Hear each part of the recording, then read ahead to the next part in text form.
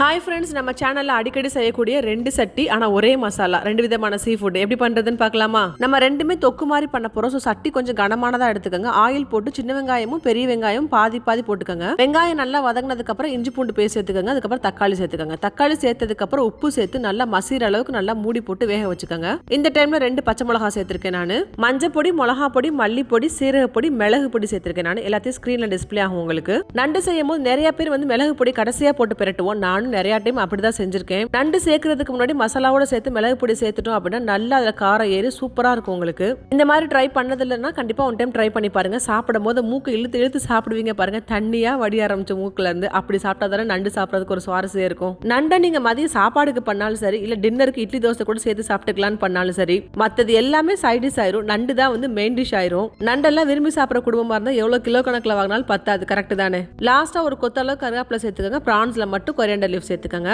இந்த மாதிரி சிம்பிள் மசாலாஸ் யூஸ் பண்ணி நிறைய சீ ஃபுட் செஞ்சு சாப்பிடலாம். ரொம்ப சூப்பரா இருக்கும். உங்களை நிறைய பேர் கேட்டுட்டு இருந்த பிரான் தொக்கு, அதுக்கப்புறம் கிராப் எப்படி பண்றதுன்னு போட்டாச்சு. கட்டாயம் ஆனா கிராப் இந்த சீசன்ல ட்ரை பண்ணி பாத்துருங்க. எங்களுக்கு இங்க கொஞ்சம் கிளைமேட் மாறட்டும், நண்டு சூப் எப்படி பண்றதுன்னு செஞ்சு காமிக்கிறேன். நான் இந்த மாதிரி நிறைய ரெசிபிஸ் பார்க்கணும் அப்படின்னா என்னோட சேனலை மறக்காம ஃபாலோ பண்ணி வச்சுக்கோங்க. சரி கையோட அப்படியே உங்க ஃப்ரெண்ட்ஸ் அண்ட் ஃபேமிலிக்கு இந்த வீடியோவை ஷேர் பண்ணி விட்டுட்டு போங்க.